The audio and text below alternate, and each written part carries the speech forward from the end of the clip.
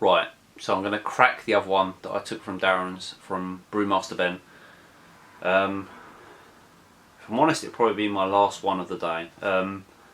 Purely because I've done a commercial, I've done the Pride of London kit, which was 5%, so I have 4 or 5, and now 6.2. A little bit high for me, I have to say. I kind of tend to go for the lower ones lately, but this is a Not Quite Black IPA by Brewmaster Ben, 6.2%, bottled 6th of the 9th, 2015. So we're going to give this a go, and I've got to admit, black IPA is one of my favourite styles. Does intrigue me, the Not Quite Black IPA. I don't know if I've seen the video of this being brewed or...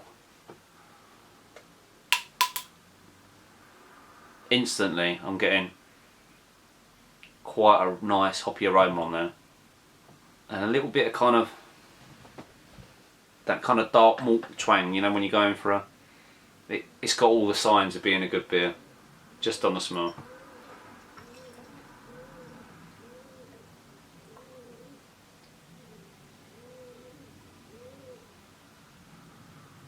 Oh, it's lively.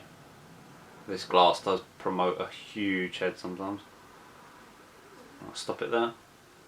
Yeast has settled down really well. I'd say that's pretty damn black actually.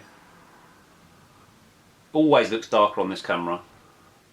The very bottom of the glass, there's a little bit of light passing through, but that's as black as you can get in my opinion. Can't smell as much funny enough because the cap on it's really kind of restricting it. I'm going to dive in.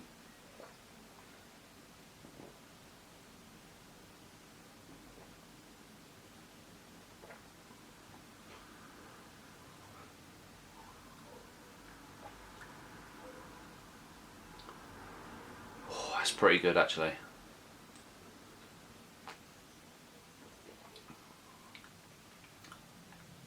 No offence to Ben, but this is leaps and bounds ahead of the Pride of London one. I think mainly because for me a black IPA is I love the style. You know, I don't know. It's wrong to say it's hard to do wrong, but most of the black IPAs I've had, I've been really impressed with, and this is, you know, equally as good. It's just, oh. That could be dangerous. At 6.2%, you get none of the kind of warning that it's 6.2%.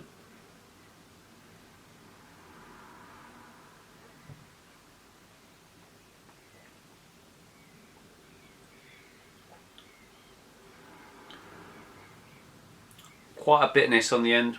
I probably should imagine, I don't know, that, what's this, 6th of the 9th, 2015, that this was probably a whole heap hoppier than it is now. I'd say possibly slightly subdued, but then I don't know the hopping schedule that went in it.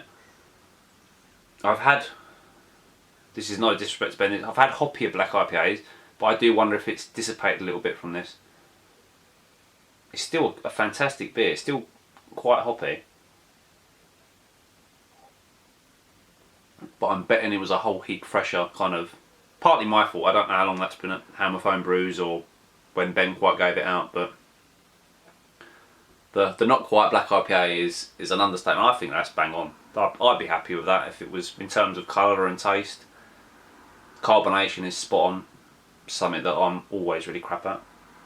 There's no Brewmaster Ben twang, if you like. There's no off flavour.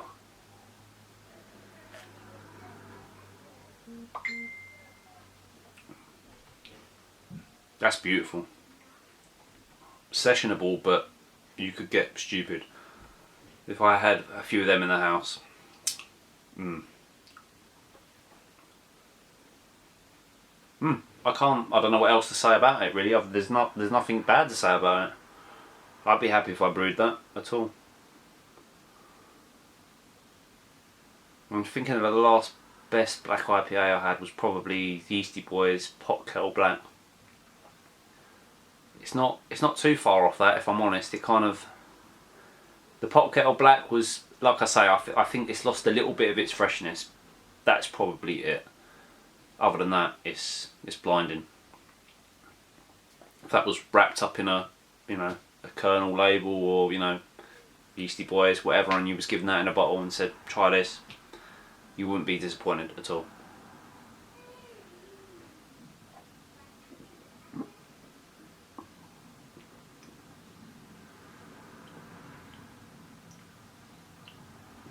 Yeah, that 6.5 did well.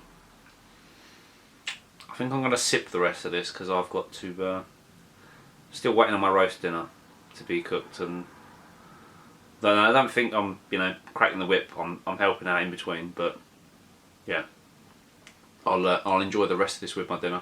Fantastic. That's a 10 beer for me, easy. A little bit biased because I love the style, but I'm happy to give that a 10. Credit where it's due.